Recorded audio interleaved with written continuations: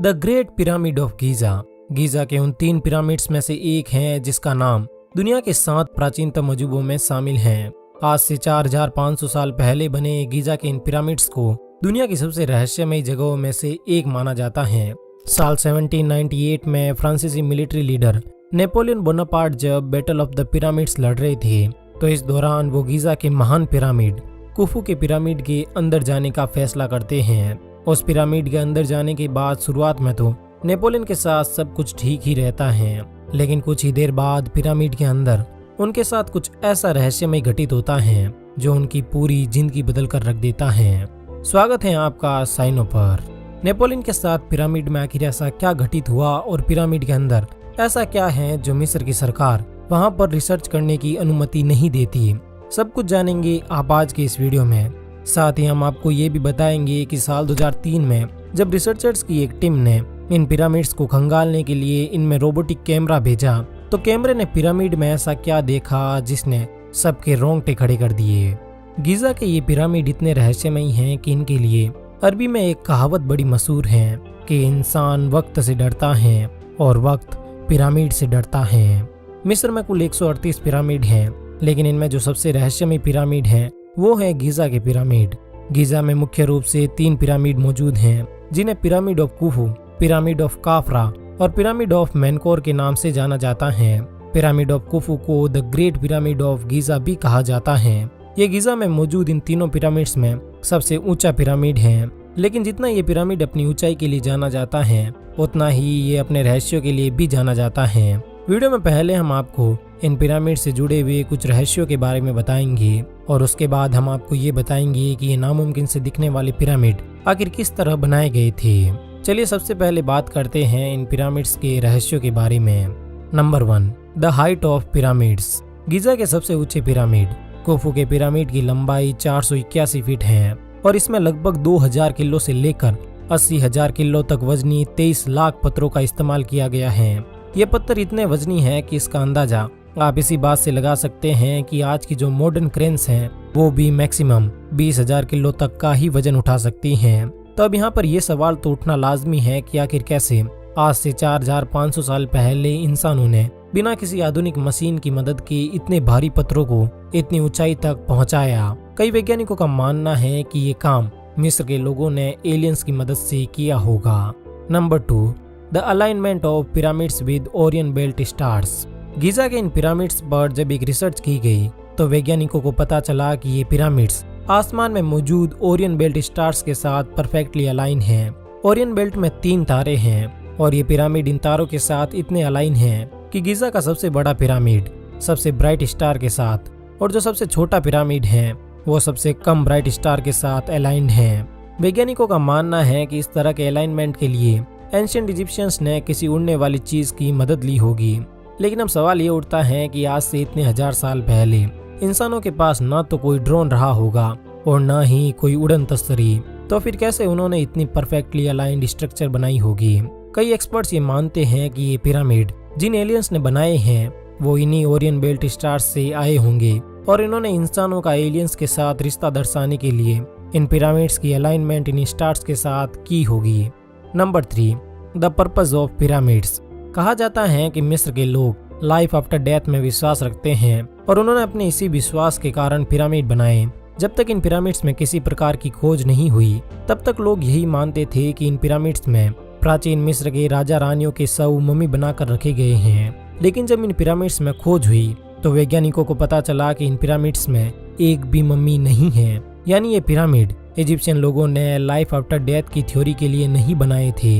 इसलिए अब सवाल ये उठता है कि आखिर इन पिरामिड्स के बनाने के पीछे मिस्र के लोगों का क्या पर्पस था। इससे ये सवाल भी गहरा हो जाता है कि क्या ये पिरामिड पृथ्वी पर रहने के लिए एलियंस ने बनाए थे। Number 4, the stones of the pyramid. अगर एक बार के लिए हम ये मान भी लें कि ये पिरामिड एलियंस ने नहीं बल्कि इंसानों ने बनाए हैं, तो अब सवाल ये उठता है कि आखिर कैसे प्राचीन मिस्र के लोगों ने इतने भारी पत्थरों को अलग अलग शेप दी। इजिप्शियन पिरामिड आज से लगभग 2500 साल पहले से लेकर 4500 साल पहले की अवधि में बने हैं। यह समय वो समय था जब इंसानों के पास धातु के रूप में सिर्फ कॉपर था और इस समय तक इंसानों ने न लोहे को खोजा था और न ही किसी दूसरी धातु को। कॉपर एक बहुत ही नरम धातु होती है और कॉपर जैसी धातु से किसी भी पत्थर को काट पाना बहुत ज्यादा मुश्किल काम है। और फिर पत्थर अगर 80 टन के हो तो ये चीज लगभग नामुमकिन हो जाती है। मिस्र के पिरामिड में लगे ये पत्थर लाइमस्टोन के पत्थर जैसे हैं, लेकिन ये पूरी तरह लाइमस्टोन के नहीं हैं। ये पत्थर पूरी दुनिया में सिर्फ मिस्र के पिरामिड में ही पाए जाते हैं। इसके अलावा ये दुनिया में कहीं भी मौजूद नहीं है। Number 5, the transportation. अब एक बार फिर हम ये मान लेते हैं कि किसी तरह मिस्र के लोगों ने उन पत्थरों को काट दिया होगा, लेकिन अब सवाल ये उठता है कि आखिर कैसे इन लोगों ने इतने भारी पत्थरों को एक जगह से दूसरी जगह ट्रांसपोर्ट किया होगा।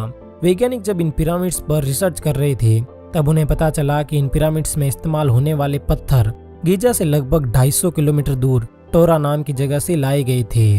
अब आप कल्पना कीजिए कि कैसे उस समय के लोगों ने इतने भारी पत्थरों को इतनी दूरी तक ट्रांसपोर्ट किया होगा, क्योंकि उस समय ना तो कोई क्रेन थी और ना ही कोई इतना शक्तिशाली जानवर था जो इतने भारी पत्थरों को उठा सके। Number 6, alien drawings. इजिप्ट के पिरामिड और इंसानों के बीच रिश्ता बहुत पुराना है। साल 1879 वो पहला साल था जब कोई इंसान इजिप्ट के पिरामिड के अंदर गया, लेकिन फिर अगले तकरीबन 100 सालों तक ये पिरामिड इंसानों से अछूते रहे और 20वीं सदी के अंत तक आते आते ये पिरामिड एक बार फिर इंसानों की नजरों में आते हैं। 2000 की शुरुआत तक इन पिरामिड्स पर बहुत ज्यादा रिसर्च होने लगी और इसी तरह की एक रिसर्च के दौरान वैज्ञानिकों को इन पिरामिड्स में कुछ ऐसा मिलता है जिसके बारे में कभी किसी ने सोचा भी नहीं होगा। रिसर्चर्स की एक टीम को इजिप्ट के इन पिरामिडों के अंदर एलियंस की ड्राइंग्स मिलती हैं। ये ड्राइंग्स मिस्र के लोगों ने अपने हाथ से दीवार पर खुदाई करके बनाई थी। ये ड्राइंग्स हुबहू उसी तरह दिखती हैं जिस तरह आज हम एलियंस की कल्पना करते हैं। एलियंस की ड्राइंग के साथ इन दीवारों पर मॉडर्न यूएफओ की ड्राइंग भी है। यह ड्राइंग किसने बनाई थी और क्यों बनाई थी, इसका जवाब आज भी किसी के पास नहीं है। Number 7, natural air conditioning. Egypt के ये पिरामिड अपने रहस्यों के साथ साथ अपनी अनोखी बनावट के लिए भी जाने जाते हैं। मिस्र के ये पिरामिड कुछ इस तरह से डिजाइन किए गए हैं कि इनके अंदर हर समय टेम्परेचर 20 डिग्री सेल्सियस ही रहता है। ये टेम्परेचर अर्थ का सबसे सूटेबल टेम्परेचर है। वैज्ञानिक आज तक इस बात का पता नहीं लगा पाए हैं कि मिस्र के लोगों ने इन पिरामिड्स को बनाते समय ऐसी कौन सी तकनीक का इस्तेमाल किया होगा कि इन पिरामिड्स में हर समय एक ही टेम्परेचर रहता है। Number 8, Napoleon and the great pyramid. 18वीं सदी के अंत में फ्रांसीसी शासक और मिलिट्री लीडर नेपोलियन जब मिस्र को जीतने के लिए निकलता है तो 21 जुलाई 1798 को उसका सामना गीजा के पिरामिड से सिर्फ 9 मील दूर नील नदी के किनारे इजिप्शियन आर्मी से होता है। यहाँ पर नेपोलियन की जीत होती है और वो कायरो शहर पर अपना अधिकार कर लेता है। इसी दौरान नेपोलियन को the great pyramid of Giza के बारे में पता चलता है और वो तुरंत ही पिरामिड के पास पहुंच जाता है। कहते हैं कि जैसे ही नेपोलियन पिरामिड के पास पहुंचता है तो पिरामिड के अंदर से एक लाल व्यक्ति बाहर निकलता है और वो अकेले नेपोलियन को लेकर वापस अंदर चला जाता है। नेपोलियन के सभी अधिकारी पिरामिड के बाहर ही मौजूद थे और फिर जब काफी देर तक नेपोलियन की कोई खबर नहीं होती तो उसका एक अधिकारी उसके पीछे जाता है। अंदर जाने पर वो अधिकारी देखता है कि यहाँ पर नेपोलियन के साथ वो लाल आदमी नहीं था। नेपोलियन किंग्स चैम्बर में अकेले ही बैठे हुए थे। कुछ देर तक वहाँ पर समय बिताने के बाद नेपोलियन जब बाहर आते हैं तो वो बिल्कुल खामोश थे। उन्होंने किसी को नहीं बताया कि अंदर उनके साथ क्या हुआ, लेकिन उस दिन के बाद नेपोलियन का व्यवहार काफी बदल गया था। फ्रांसीसी लोगों का मानना है कि उस दिन नेपोलियन का सामना एक अलौकिक शक्ति से हुआ था जिसने उनको पूरी तरह परिवर्तित करके रख दिया। अब अगर हम नेपोलियन और इन बाकी सभी रहस्यों को एक साथ देखें तो क्या इससे ये बात साबित होती है कि पिरामिड किसी ऐसी बाहरी शक्ति ने बनाया था जो या तो इस दुनिया की ही नहीं थी या एलियन थे। चलिए जानते हैं। साल 2013 में रिसर्चर्स की एक टीम को इजिप्शियन डेजर्ट की वादी अल जर्फ की गुफाओं में एक 4500 साल पुराना पेपिरस मिलता है। पेपिरस एक ऐसा पेड़ है जो पुराने समय में कागज की जगह इस्तेमाल किया जाता था। ये पेपिरस अब तक खोजा गया दुनिया का सबसे पुराना पेपिरस है। जब पुरातत्व विभाग ने इस पेपिरस पर लिखी गई भाषा को ट्रांसलेट किया तो उन्हें पता चला कि ये खुफू के पिरामिड के निर्माण के समय लिखा गया था। इसमें लिखा गया है कि किस तरह हजारों मजदूरों ने अपने दिन रात एक करके टोरा से गीजा तक पत्थर पहुंचाए थे और किस तरह कई मजदूर एक साथ मिलकर एक बड़ी सी इमारत का निर्माण कर रहे हैं। रिसर्चर्स के मुताबिक इस पेपिरस पर लिखी गई ये इमारत शायद गीजा के पिरामिड ही थे अब यहाँ से ये बात तो क्लियर हो जाती है कि ये पिरामिड इंसानों ने ही बनाए हैं। तो चलिए अब हम आपको बताते हैं कि कैसे प्राचीन मिस्र के लोगों ने वो काम कर दिखाया जो आज की मॉडर्न टेक्नोलॉजी भी नहीं कर सकती। गीजा के सबसे बड़े पिरामिड। गीजा के महान पिरामिड का वजन लगभग 6 लाख टन है, जो बुर्ज खलीफा से भी 12 गुना ज्यादा वजनी है। जाहिर सी बात है कि इतनी वजनी स्ट्रक्चर को इजिप्शियन डेजर्ट में तो नहीं बनाया जा सकता था। इसलिए एक्सपर्ट्स का मानना है कि उस समय के आर्किटेक्ट्स ने सबसे पहले एक ऐसी जमीन खोजी होगी जो लाखों टन वजनी पत्थरों के वजन को सह सके। अब सही जमीन खोज लेने के बाद आर्किटेक्ट्स ने सबसे पहले इस जमीन की मार्किंग की होगी।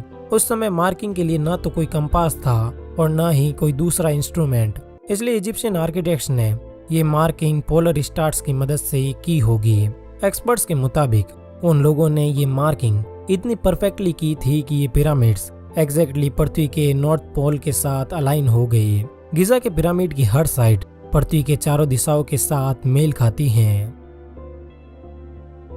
जमीन खोजने और मार्किंग करने के बाद अब आर्किटेक्ट्स के सामने जमीन को लेवल करने की चुनौती थी। बिना जमीन को लेवल किए 50 टन वजनी लाखों पत्थरों को एक दूसरे के ऊपर जमा पाना नामुमकिन था। इसलिए एक्सपर्ट्स के मुताबिक कंस्ट्रक्शन शुरू करने से पहले इजिप्शियन लोगों ने पहले जमीन को लेवल किया। जमीन को लेवल करने के लिए इजिप्शियंस ने 2 बेसिक टेक्निक्स का यूज किया होगा। कंस्ट्रक्शन शुरू करने से पहले पिरामिड की जमीन पर कुछ नालियां बनाई गई होंगी और फिर उनमें पानी डाला गया होगा। पानी डालने के बाद ये देखा गया कि पानी का फ्लो किस तरफ है और जिस तरफ पानी का फ्लो था उसकी दूसरी तरफ से जमीन को काट कर लेवल किया गया। इसके अलावा इजिप्शियंस के पास इस तरह दिखने वाला एक सिंपल टूल भी होगा जिसमें 2 स्केल के बीच एक छोटा सा गोला लटका हुआ है। इस टूल को जमीन पर रखकर ये देखा जाता है कि गोला लेवल है या नहीं। अब पिरामिड की जमीन भी तैयार हो चुकी थी और जमीन लेवल भी हो चुकी थी। अब बारी थी कंस्ट्रक्शन की और यही थी सबसे बड़ी चुनौती। इन पिरामिड्स में सैकड़ों टन वजनी लाखों पत्थर लगने थे जो सभी स्क्वायर शेप में काटे जाने थे। लेकिन अब सवाल वहीं आकर खड़ा हो जाता है कि इन्हें काटे तो काटे कैसे, क्योंकि उस समय न तो लोहे की खोज हो रखी थी और न ही किसी ऐसी धातु की जो इतने बड़े पत्थरों को काट सके। एक्सपर्ट्स के मुताबिक इस समस्या से पार पाने के लिए कारीगरों ने कॉपर और आर्सेनिक से बनी इस तरह की छेनी का इस्तेमाल किया होगा। इस छेनी को लकड़ी के हथौड़े की मदद से पत्थरों पर मार मार कर कई घंटों की मेहनत के बाद इन्हें सेप दी जाती थी। लेकिन अब पत्थरों को सेप देने के बाद भी समस्या यहीं खत्म नहीं हुई। असली समस्या तो यहीं से शुरू होती है। ये पत्थर गीजा से 250 किलोमीटर दूर टोरा शहर में काटे जाते थे और हर एक पत्थर लगभग 50 टन का होता था और सिर्फ एक ही पिरामिड में ऐसे कम से कम 23 लाख पत्थर लगने वाले थे। तब यहाँ पर यह समस्या खड़ी हो जाती है कि इन लाखों पत्थरों को टोरा से गीजा तक कैसे पहुँचाया जाए। इजिप्शियन इंजीनियर्स ने इस समस्या का हल भी ढूंढ लिया। गीजा और टोरा दोनों ही नील नदी के किनारे बसे हुए हैं। इजिप्शियन इसी बात का फायदा उठाते हैं और वे इन पत्थरों का ट्रांसपोर्टेशन बड़ी बड़ी नावों की मदद से नील नदी के थ्रू करना शुरू कर देते हैं। लेकिन समस्या अब भी बाकी थी। इतने भारी पत्थरों को नाव में चढ़ाना और नाव से उतारना बहुत ही मुश्किल काम था। इसलिए एक्सपर्ट्स का मानना है कि इस काम के लिए कम से कम 500 मजदूरों की एक साथ जरूरत होती थी। अब पत्थरों से जुड़ा हुआ लगभग पूरा काम हो चुका था। पत्थर कट भी चुके थे और कंस्ट्रक्शन साइट पर आ भी चुके थे। अब बाकी था तो सिर्फ कंस्ट्रक्शन। अब कंस्ट्रक्शन का काम भी शुरू हो जाता है और हम ये मान लेते हैं कि मजदूरों ने जैसे तैसे करके पत्थरों की 1-2 लेयर सेट कर दी। लेकिन एक सवाल अब भी ऐसा था जिसने रिसर्चर्स की नींद उड़ा रखी थी और ये सवाल ये था कि हर एक पिरामिड 400 फीट से भी ज्यादा ऊंचा है और उस समय ना तो कोई क्रेन थी और ना ही कोई मॉडर्न मशीन थी जो इतनी ऊंचाई तक पत्थर पहुंचा सके। तो आखिर उस समय के लोगों ने इतने भारी पत्थरों को इतनी ऊंचाई तक कैसे पहुंचाया था। काफी लंबी रिसर्च करने के बाद रिसर्चर्स को इस सवाल का जवाब भी मिल जाता है। एक्सपर्ट्स के मुताबिक पिरामिड की ऊंचाई पिरामिड बनाने से पहले ही तय हो चुकी थी। इसलिए इजिप्शियन लोगों ने पहले ही पत्थरों को पहुंचाने का तरीका ढूंढ लिया था। एक्सपर्ट्स के मुताबिक कंस्ट्रक्शन के टाइम पिरामिड के चारों ओर एक स्पाइरल या जिग जैग रैंप बनाया गया और इसके बाद मजदूरों की मदद से इस रैंप से पत्थरों को ऊपर तक ले जाया गया। इसके अलावा इजिप्शियन एक और तरीके की मदद भी ले सकते थे। और वो था वाटर रैंप, यानी पानी की मदद से। लेकिन ये तरीका इतना प्रैक्टिकल नहीं है, इसलिए एक्सपर्ट्स नहीं मानते कि इस तरीके से पत्थरों को ऊपर ले जाया गया होगा। अब कंस्ट्रक्शन का काम पूरा हो गया था, पिरामिड अपनी शेप ले चुके थे, लेकिन अब भी इनके अंदर कुछ ऐसा मौजूद था जिनका जवाब किसी के पास नहीं है। ये पिरामिड्स अंदर से इस तरह बनाए गए हैं कि इनके अंदर कई चैम्बर्स मौजूद हैं। कई चैम्बर तो हम डिस्कवर कर चुके हैं, लेकिन अब भी इन पिरामिडों में कई ऐसे चैम्बर भी हैं जिन तक इंसान आज भी नहीं पहुंचा। इसके अलावा पिरामिड को बाहर से बनाने के लिए तो लाइमस्टोन का इस्तेमाल किया गया, लेकिन पिरामिड के अंदर मौजूद चैम्बर्स में ग्रेनाइट का इस्तेमाल किया गया है। ग्रेनाइट पृथ्वी पर मौजूद हीरे के बाद दूसरा सबसे कठोर एलिमेंट है। आज ग्रेनाइट को काटने के लिए बड़ी बड़ी मशीनों का इस्तेमाल किया जाता है, लेकिन उस जमाने में ना तो कोई मशीन थी और ना ही कोई ऐसा औजार जो इतने कठोर पत्थरों को काट सके। इसलिए यहाँ पर यह सवाल उठना तो लाजमी है कि इजिप्शियन लोगों ने महज कॉपर की मदद से इतने मजबूत पत्थरों को कैसे काटा होगा। इन सभी सवालों का जवाब मिलेगा आपको इस वीडियो के पार्ट 2 में। पार्ट 2 में हम आपको इन पिरामिड से जुड़े कई ऐसे राज भी बताने वाले हैं जिन्हें सुनकर आपके रोंगटे खड़े हो जाएंगे। तो राइट साइड में दिख रहे इस वीडियो पर क्लिक करके जल्दी से वीडियो का पार्ट 2 भी देख लीजिए।